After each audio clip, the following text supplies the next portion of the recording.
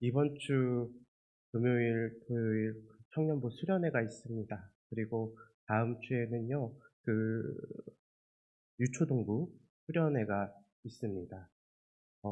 청년부는 하나님 나라, 하나님 나라의 틀, 하나님 나라의 영어로 하면 프레임이라고 하는데 요즘 세상 가운데 정말 이 프레임이 너무나 중요합니다.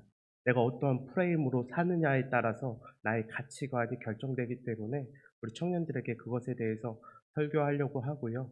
그리고 어, 유초동부도 보니까 구약의 맥을 잡는 거더라고요. 이 모든 게 사실 이 프레임 싸움입니다. 우리가 하나님 나라의 프레임으로 이 하나님 나라의 틀로 하나님 나라의 안경으로 우리가 이 세상을 바라볼 수 있도록 우리 다음 세대 아이들을 위해서 꼭 기도해 주시길 바랍니다. 지난번에 제가 말씀드린 것을 좀 되짚어 보면요.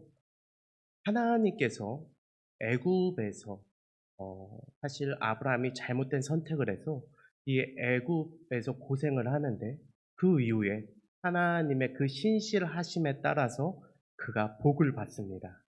그래서 정말 큰 고생을 하지만 오히려 더 재산이 불어나서 그가 가진 것들이 불어나서 돌아오게 되는 하나님을 경험하게 되죠. 그리고 그뿐만이 아닙니다. 그와 함께 누가 있었냐면 조카 롯이 함께 하고 있었습니다. 그렇기 때문에 조카 롯도 하나님의 그 풍성하신 은혜를 같이 맛보아서 그 역시도 가진 것들이 불어나서 돌아오게 되는 은혜를 얻게 됩니다. 근데요, 거기에서만 끝나면 좋은데 가진 것들이 너무 많다 보니까 오히려 다툼이 일어납니다. 아브람과 롯의 다툼은 아니고요. 아브람과 롯의 목자들, 그 시대의 유목민들, 그 가축들이 얼마나 귀합니까? 양떼나 그런 것들이 너무나 귀하기 때문에 그러한 재산에 대해서 꼴을 먹이고 그들에게 풀을 주는 게 너무나 중요했습니다. 근데 그 재산이 너무 불어나다 보니까 같이 먹일 꼴이 부족한 경우들이 생겨나기 시작했고 결국에는 양측의 목자들이 다투는 경우, 갈등하는 경우가 자꾸 생겨났기 때문에 이 둘은 어쩔 수 없이 서로가 이제 헤어지게 되었습니다. 근데요, 상황만은 그렇잖아요. 어떻게 상황만 놓고 보면은 이 사람들이 가진 것들이 많아지고 양들이 많아져서 결국엔 불가피하게 이런 갈등이 겪게 되었구나라고 할 수 있지만 우리가 지난번에 말씀을 좀 같이 본 것처럼 이게 단순히 그들의 상황적인 문제가 아니라 하나님께서 이 성장한 아브라함을 통하여서 이 믿음을 시험하는 자리와 같았던 것입니다. 그래서 아니나 다를까 아브라함은 자신에게 먼저 선택권이 있고 자신의 많은 재산과 가족들을 지켜내야 할 의무가 있었지만 그 눈에 보이는 것에 맡기지 않고 그는 자신과 자신의 모든 재산과 그 가족을 하나님 손에 맡깁니다. 하지만 조카 롯은 그렇지 못했죠. 조카 롯은 눈앞에 보이는 너무나 좋은 땅, 젖과 꿀이 흐르는 소돔 땅을 먼저 선택합니다. 얼마나 좋아 보였는지요. 그들이 쫓겨났던 그 애굽 땅의 그 풍요로움과 같아 보였고 성경에서는 하나님의 동산과 같아 보였더라라고 할 정도로 그 땅이 너무나 좋아 보였습니다. 그래서 조카 롯은요. 그 땅을 먼저 선택하고 그 길로 나아가게 된 것이죠. 근데요, 이러한 선택은 분명히 잘못된 선택이었습니다. 성경은 그 땅에 죄가 많고 타락했다고 분명히 이야기하고 있습니다. 그 말은 아브라함과 롯이요, 그 사실을 알고 있었다는 것입니다. 그럼에도 불구하고 자신의 눈에 보이는 그 풍요로움을 따라 나아갔던 그 롯은요, 하나님을 직접적으로 경험한 아브라함과 정말 간접적으로 옆에서 보기만 한 그 롯의 차이점이, 믿음에 대한 차이점이 거기서 극명하게 드러나게 되는 것이죠. 하나님은요, 믿음으로 선택한 아브라함을 그리고 찾아가십니다. 그래서 직접 약속하신 그 하늘과 그 별들, 그 땅들을 눈으로 보게 하시고 그리고 또 같이 거니시면서, 같이 다니시면서 다시 한번 하나님께서 아브라함과 맺은 그 언약을요, 아브라함이 확인토록 합니다.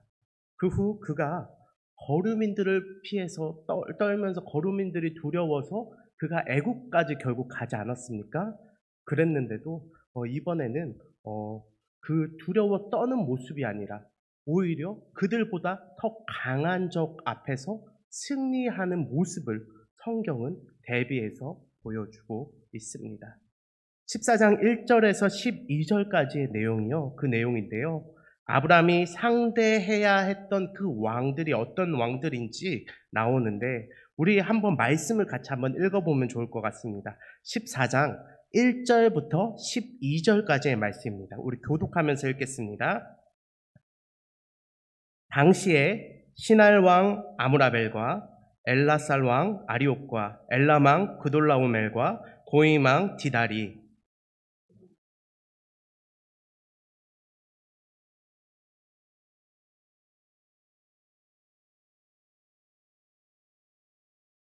이들이 다 시딤 골짜기 곧 지금의 염해에 모였더라.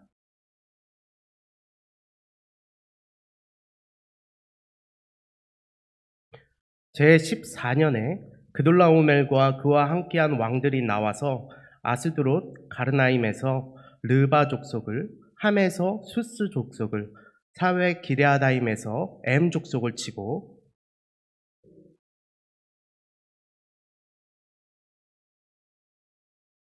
그들이 돌이켜 엠미스박 곧 가데스에 이르러 아말렉 족속의 온 땅과 하사 손다말에 사는 아모리 족속을 친지라.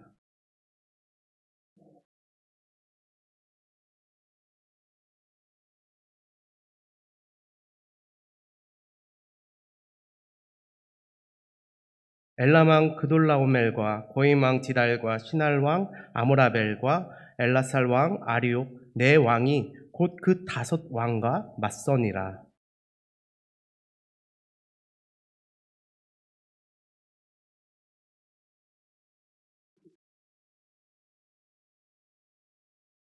네 왕이 소돔과 고모라의 모든 재물과 양식을 빼앗아 가고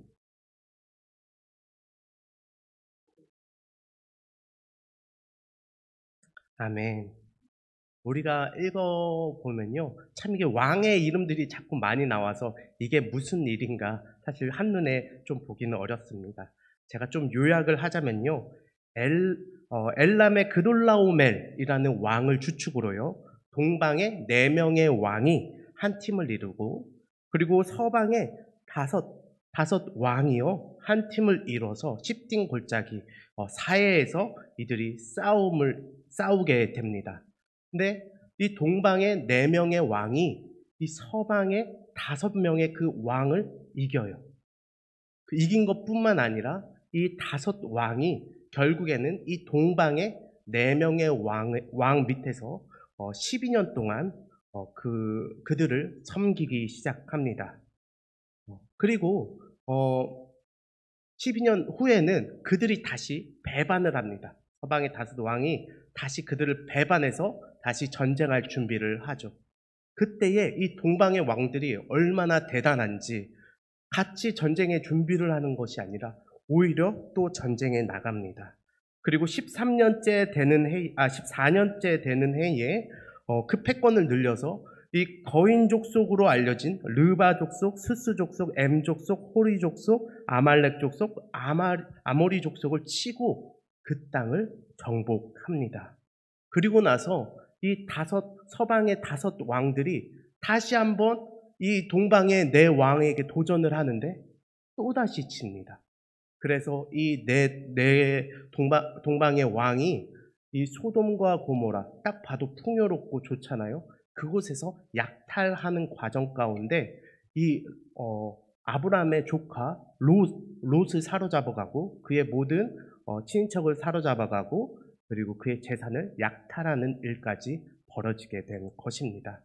왜 성경은 이러한 것들을 참 구구절절 나열할까? 사실 그냥 싸워서 이겼다 하면 될 텐데 왜 이것을 구구절절 나열할까? 이것을 통해서 우리는 좀 그것을 발견할 수 있습니다.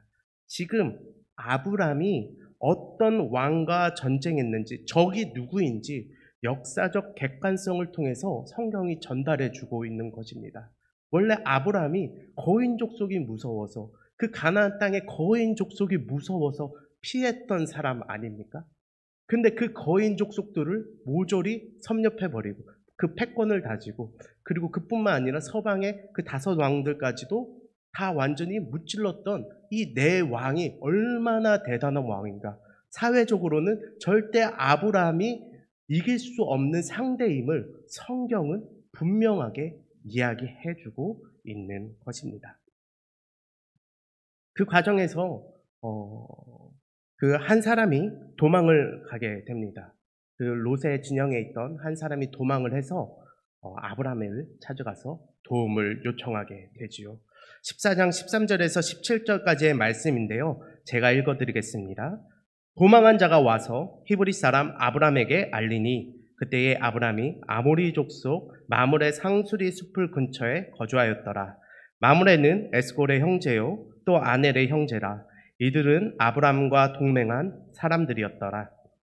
아브람이 그의 조카가 사로잡혔음을 듣고 집에서 길리고 훈련된 자 318명을 거느리고 단까지 쫓아가서 그와 그의 가신들이 나누어 밤에 그들을 쳐부수고 다메섹 왼편 호박까지 쫓아가 모든 빼앗겼던 재물과 자기의 조카 롯과 그의 재물과 또 부녀와 친척을 다 찾아왔더라.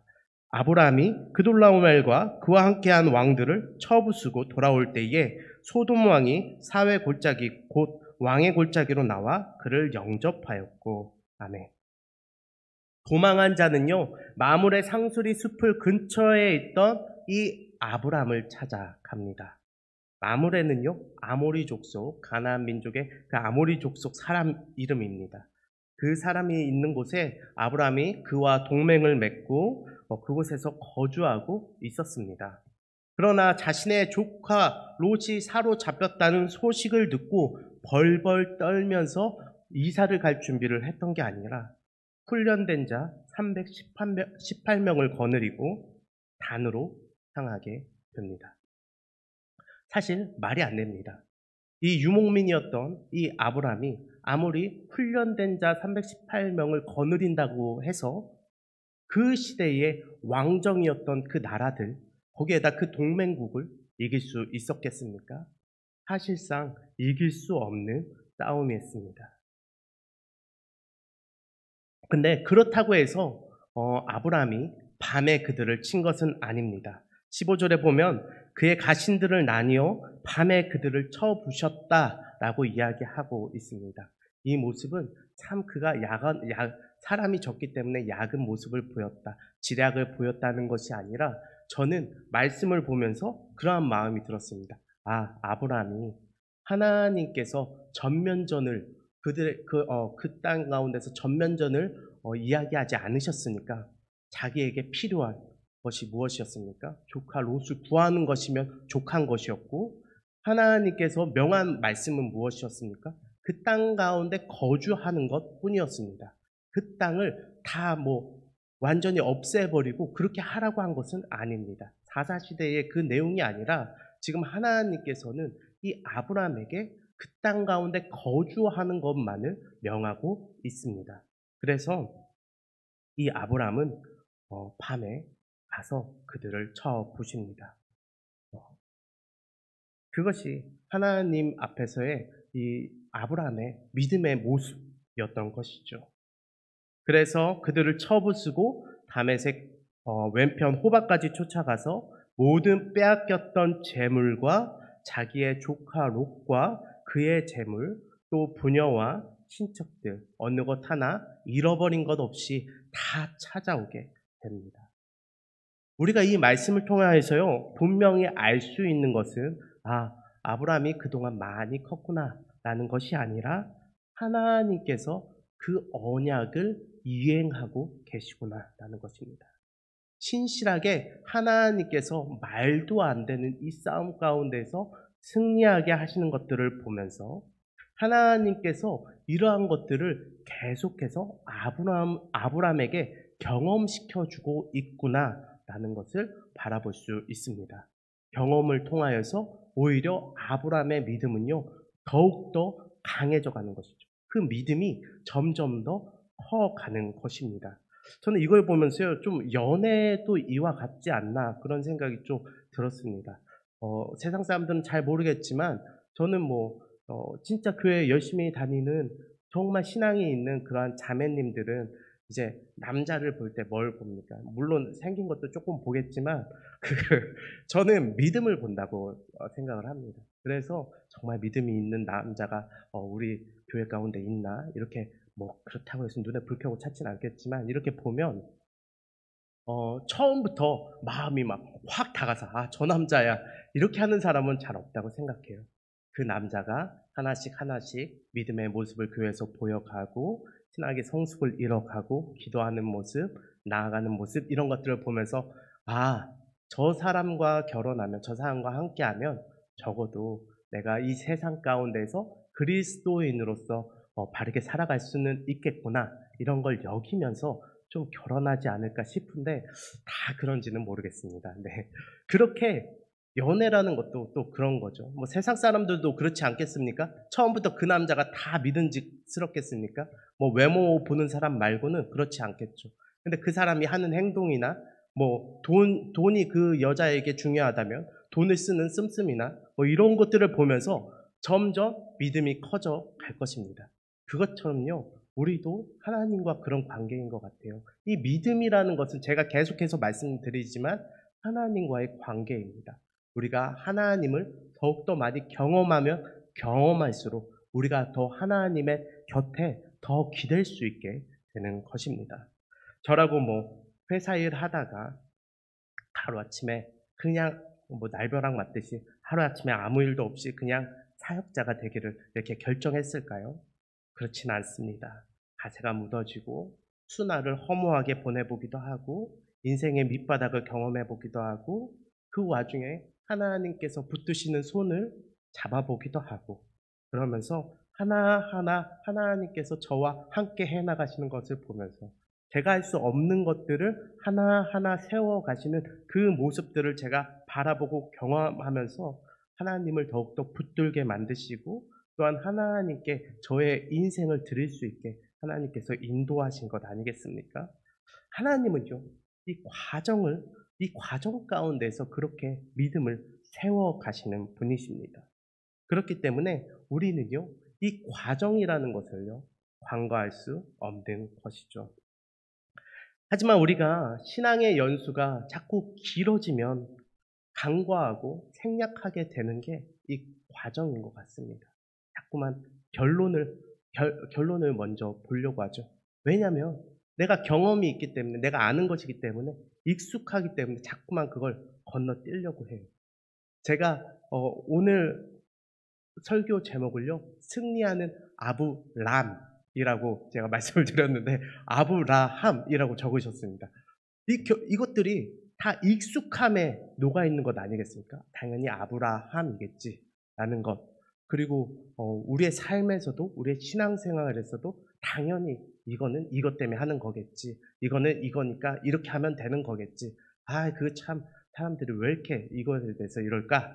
우리가 그렇게 해서 여기는 것도 우리가 자꾸만 신앙의 연수가 늘어날수록 그 과정을 건너뛰려고 하기 때문이죠. 근데요, 그렇게 된다면 그 문제가 생깁니다. 바로 우리 안에 은혜가 자꾸 사라지는 경험을 하게 되는 것이죠. 오늘 제가 전화를 한 통화 받았는데요.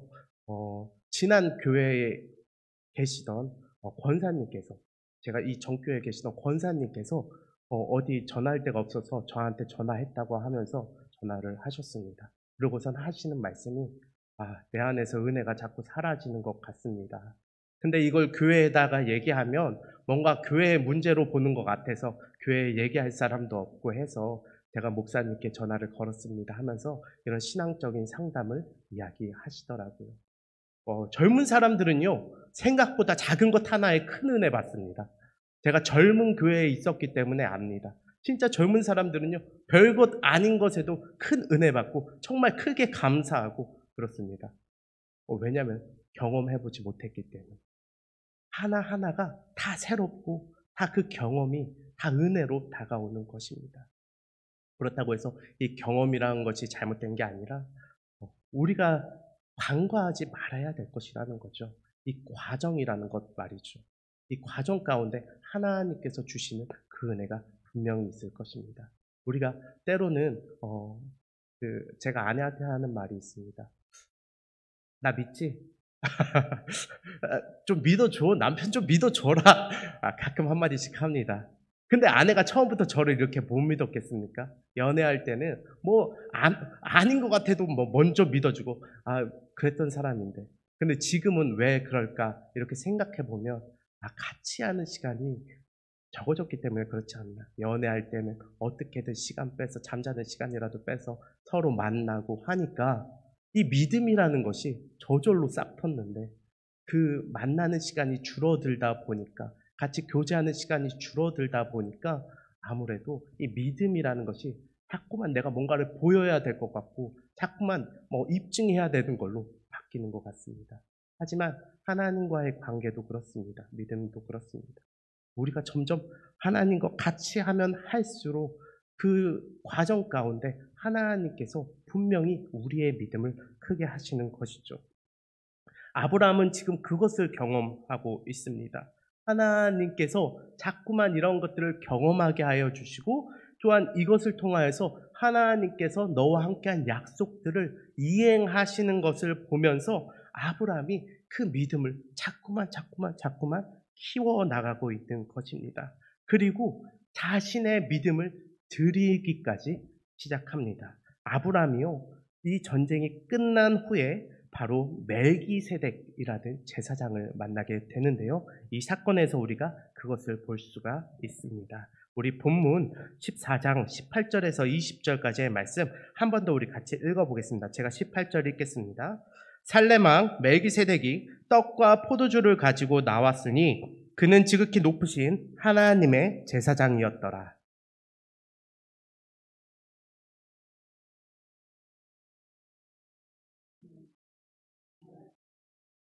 같이 읽겠습니다. 너희 대적을 내 손에 붙이신 지극히 높으신 하나님을 찬송할지로다 하매 아브라함이 그 얻은 것에서 10분의 1을 멜기세덱에게 주었더라. 아멘. 아브라함이요, 이 멜기세덱 제사장을 만납니다. 그는요, 살렘의 왕이었고요. 아직 하나님이 택한 백성 가운데 하나님의 제사장이 없을 때지 않습니까? 하나님의 제사장은 언제 등장합니까? 오히려 이후에 출애굽한 이후에 그 이스라엘 백성들에게 알려주신 것이 바로 제사장 제도이지 않습니까? 그렇기에 이 살레망 멜기세덱은 하나님께서 미리 예비하신 제사장이었습니다. 이 살레망 멜기세덱과 또 대조돼서 나오는 것이 소돔의 왕입니다. 이 소돔의 왕과 대조되고 있죠. 살레망 멜기세덱은요, 떡과 포도주를 가지고 아브라함을 영접합니다. 그가 전쟁 가운데 얼마나 피곤했겠습니까? 그가 그렇게 하고 돌아오는 과정 가운데서 얼마나 어려움이 있었겠습니까? 그렇기에 먼저 먹는 것과 마실 것을 대접하면서 또한 제가 문화적으로 찾아보니까요, 이러한 것들을 대접하는 것이 그 시대에 정말 왕과 그 같았던 그런 사람들에게 대접하는 거라고 하더라고요. 그래서 정말 극진히 이 아브라함을 대접하는 모습을 볼 수 있습니다. 그리고 이 살레망 멜기세덱은요, 지극히 높은 하나님을 의지해서 이 복을 빌어 줍니다. 그리고 다시 한번 그 하나님을 찬양하고 정말 하나님께서 그 원수들을 손에 붙여 주었다고 그 과정, 이 아브라함이 이긴 것을 찬양하는 것이 아니라 그 과정을 하나님께 찬양하고 있는 것이죠. 하지만 소돔의 왕은 그렇지 않았습니다. 정말 그가 가지고 온 것, 그가 전쟁에서 벌어온 것들을 가지고 마치 아브라함과 협상을 하고 있죠. 그리고 아브라함은요, 이러한 멜기세덱의 이러한 모습들을 보면서 정말 그가 하나님의 제사장임을 그가 동의하고 그가 그동안 가지고 있었던 커져만 갔던 그 믿음의 고백으로요, 10분의 1을 이 멜기세덱에게 줍니다. 아브라함이 이 멜기세덱에게 11조를 바친 것은요, 멜기세덱이 하나님이 바로 자기가 섬기는 하나님과 멜기세덱의 하나님과 자기가 섬기는 하나님이 동일하다는 것을 인정하는 행위였으며, 자신의 승리가 나의 힘과 내가 기른 이 318명의 이 사람들의 손에 있는 것이 아니라 정말 하나님께서 도우셨다, 그것을 인정하고 감사하고 하나님을 높여드리는 행위였습니다. 그렇다면요, 우리는요, 이러한 궁금증이 들 것 같습니다. 이 멜기세덱은 그렇다면 누구인가? 이 이스라엘에서 아직 제사장이 없을 그때에 이스라엘이라는 이 사람조차도, 야곱이라는 사람조차도 어떻게 보면 아직 등장하지 않은 이때에 제사장 역할을 하면서 율법이 없는 이 시대 가운데 11조를 드리게 했던 이 멜기세덱이 도대체 누구냐는 것입니다. 우리가 성경을 한 번 더 찾아보길 원하는데요, 그 신약 성경 히브리서 7장 1절부터 10절을 한번 찾아보길 원합니다. 히브리서 7장 1절부터 10절입니다.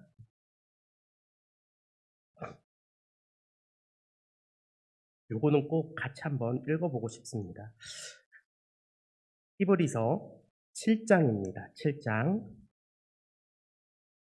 1절부터 10절까지의 말씀인데요, 돌아가면서 읽도록 하겠습니다. 이 멜기세덱은 살렘 왕이요 지극히 높으신 하나님의 제사장이라. 여러 왕을 쳐서 죽이고 돌아오는 아브라함을 만나 복을 빈 자라.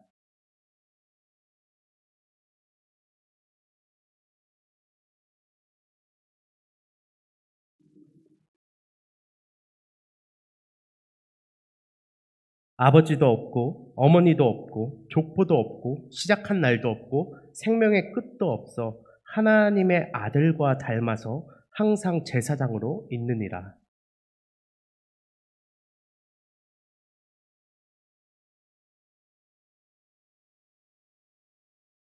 레위의 아들들 가운데 제사장의 직분을 받은 자들은 율법을 따라 아브라함의 허리에서 난 자라도 자기 형제인 백성에게서 10분의 1을 취하라는 명령을 받았으나,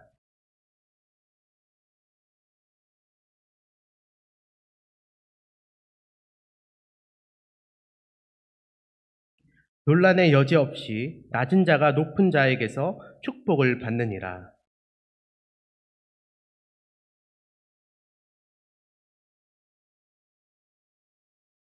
또한 10분의 1을 받는 레위도 아브라함으로 말미암아 10분의 1을 바쳤다고 할 수 있나니, 이는 멜기세덱이 아브라함을 만날 때에 레위는 이미 자기 조상의 허리에 있었습니다.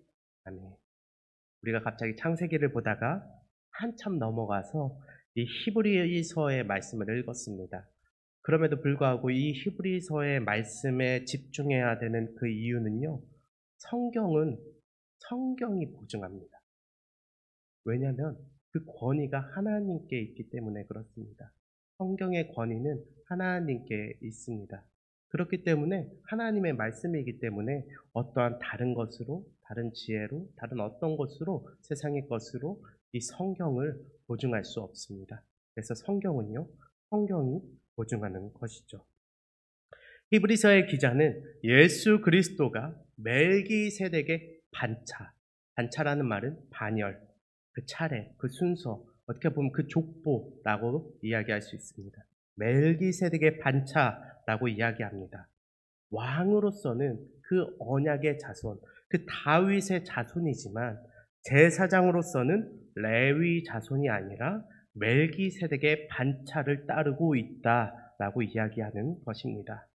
그렇기에 율법의 그 당시, 이 히브리서가 쓰였을 그 당시에 율법에 얽매여 육신의 계명을 쫓던 이 제사장들, 그 타락하고 그 형태만 남아있던 이 제사장들이 아니라 무궁한 생명의 능력을 쫓아 영원한 제사장 되시는 그분이 바로 예수님이다. 멜기세덱의 반차에서 따랐다라고 분명히 이야기하고 있는 것입니다. 구약의 이야기를 지금 히브리인들에게 하는 이 목적은요, 히브리서의 저자가 예수 그리스도가 이 너희들이 그렇게 우월하게 여기는 아론 제사장과 그의 족보보다 분명히 더 우월하다라는 것을 강조하고 있는 것입니다. 전통과 율법에만 빠져서 그들의 선민 사상이 교만 가운데 하나님의 말씀보다 더 높이 있을 그때에 너희들이 그렇게 귀하게 여기는 아브라함의 자손, 아론의 자손, 선민이라는 것보다 그러한 선민 의식보다 예수 그리스도께서 우월하신 그 제사장이라는 그 사실, 예수 그리스도께서 그거보다 더 영원하신 제사장이라는 그 사실을 전달하기 위해서 히브리서의 기자는 지금 창세기에 이 말씀을 가져다가 이야기하고 있습니다. 먼저 히브리서의 기자는 멜기세덱의 신분을 명확히 함으로써 그리스도가 영원한 제사장임을 드러내고 있습니다. 멜기세덱의 신분이 무엇입니까? 그는 왕, 살렘의 왕이라고 하지 않았습니까? 살렘의 왕이며 제사장이었습니다. 지금은 왕과 제사장이요, 뭔가 따로따로 있는 것 같고 뭔가 대통령이면서 목사다, 그러면은 별로 이게 이해가 되지 않겠지만 당시에는 왕이 제사를 다 관할하고 있었을 그때입니다. 그렇기 때문에 정말 왕이면서 그 제사장으로서 그 역할을 감당하는 이 멜기세덱의 신분을 봄으로써 예수 그리스도가 그 반차를 따름으로 왕으로서는 의롭고 공의롭고 제사장으로서는 자신의 속죄 사역을 의지하는 모든 자들을 의롭다고 칭하시는 분임을 분명히 알아야 할 것입니다. 또 멜기세덱의 이름을 통하여서요, 우리가 예수 그리스도를 바라볼 수 있는데, 멜기세덱의 이름, 이 멜기세덱이라는 이 이름 자체가 의의 왕이라는 뜻입니다.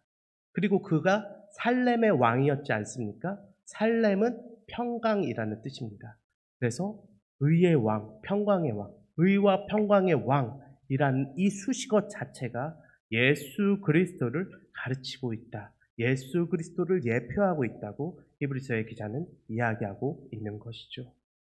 또 멜기세덱은 예외적으로 족보를 따르지 않습니다. 이 사실은요, 정말 우리가 성경을 많이 읽어본 사람들이라면, 많이 읽지 않아본 사람이더라도 참 놀랐습니다. 성경이 늘 무언가를 설명할 때 하는 작업이 무엇입니까? 족보를 나열하는 것입니다. 족보를 나열함으로써 그 하나님의 그 언약의 증표를 자꾸 삼으려고 성경은 족보를 나열합니다. 근데 이러한 족보가 없다는 것은 히브리서의 기자의 말과 같이 시작과 끝이 없는 것이고 정말 그 영원성을 이야기하는 것이며 영원한 제사장 되시는 예수 그리스도를 예표한다고 이야기하고 있습니다. 마지막으로 레위 지파도 하나님께 11조를 드리는데 그들의 모범은 지금의 이 아브라함이 11조를 최초로 드린 데에 있지 않겠습니까? 그들이 그토록 따르던, 선민으로 따르던 그들이 아브라함의 자손이라는 것을 자부심을 가지고 살아가며 정말 우리가 11조 드리는 이 모습은 정말 아브라함이 이 멜기세덱에게 11조를 처음 건넨 것과 같이 숭고한 것이다 라고 그들이 여기고 있지 않았겠습니까?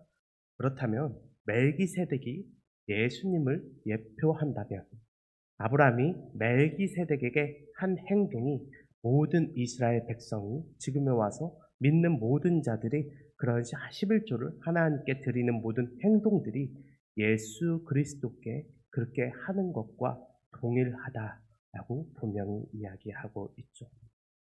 정리하자면 레위 지파 가장 첫째 되는 제사장 아론의 반차를 따라 진행했던 모든 사역들이요, 그들의 죄와 그들의 욕심과 그런 것들로 인해 무너져 내리고 그 형태만 남아서 유지되고 있었지만 그와 반해 유다 지파로서는 그 언약의 계보로 왕으로 오셨고 멜기세덱의 반차로는 육신에 속한 그 계명, 율법을 따르지 아니하고 오직 불멸의 생명의 능력을 따라 제사장 되셨으니 그 예수 그리스도가 그러한 왕과 제사장으로서 이 땅 가운데 오셨고 제사장의 그런 구속 사역, 그들이 인간이 절대적으로 완성하지 못했던 그 구속 사역을 완성했다라고 히브리서의 기자는 이야기하고 있습니다. 그래서 히브리서의 기자는 7장 22절에서 이렇게 결론을 짓습니다. 이와 같이 예수는 더 좋은 언약의 보증이 되셨느니라. 아멘. 그렇습니다. 다시 한번 읽겠습니다. 이와 같이 예수는 더 좋은 언약의 보증이 되셨느니라. 아멘. 아브라함이요, 지금 히브리서가 쓰여져 있을 이 시대까지 살은 것은 아니지만 아브라함이 이 알고 한 것인지는 모르겠지만 결국 아브라함의 믿음의 고백과 하나님의 이끄심, 그 언약 백성을 이끄시는 그 언약 약속이 지금 가장 절정을 맞이하고 있습니다. 하나님의 그 언약의 이끄심 가운데 최고의 믿음의 반응으로서 아브라함이 나아가는 것이죠. 인간과 하나님 사이에서 죄로 인해서 그들의 관계가 어떻게든 메워지지 않을 것만 같았던 그 수많은 시간을 지나 하나님의 그 신실하심과 믿는 자를 대표하는 아담의 믿음의 고백이 지금 서로 새끼손가락을 걸고 엄지손가락으로 도장을 찍는 모습이 예수 그리스도 멜기세덱을 중심으로 이루어지는 그 모습이 바로 지금의 모습인 것입니다. 우리는 이 승리하는 아브라함 곁에 하나님이 계심을 반드시 기억해야 할 것입니다. 하나님이 계시기 때문에 아브라함이 승리했다라고 할 수 있습니다. 그가 전쟁에 이겨서 전리품을 많이 얻어서 재산이 많이 늘어서 그것이 승리가 된 것이 아니라 자신의 두려움과 자신의 죄성, 자신의 연약함을 하나님 앞에 내어드리고 또한 자기 자신을 부정함으로 하나님의 약속을 붙듦으로써 그가 하나님과 같이 걸어 나아갔기에, 하나님의 그 언약 말씀을 붙들고 같이 나아갔기에, 하나님의 역사하심을 경험했기에 오늘날 이 성경은 아브라함이 승리했다라고 이야기하고 있는 것입니다. 우리의 삶도 이러한 승리하는 삶이 되길 바랍니다. 제가 늘 말씀드리지만 믿음은 하나님과의 관계입니다. 관계는요, 동행하지 않으면 의미가 없어요.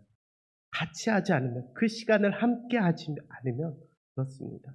우리가 신앙생활을 하면서 지난번에도 말씀드렸다시피 하나님과의 그 과정 가운데서 하나님을 경험하지 못한다면 그 결론이 아무리 대단하더라도 수많은 사람들이 모이는 교회로 부흥의 모습으로 나타난다 하더라도, 아니면은 우리 가정 가운데 평화가 찾아온다 할지라도, 나의 어렵고 힘든 부분들이 해결된다 할지라도, 내가 어떻게 할 수 없는 육체의 질병이 해결된다 하더라도 그것은 바른 승리가 아닙니다.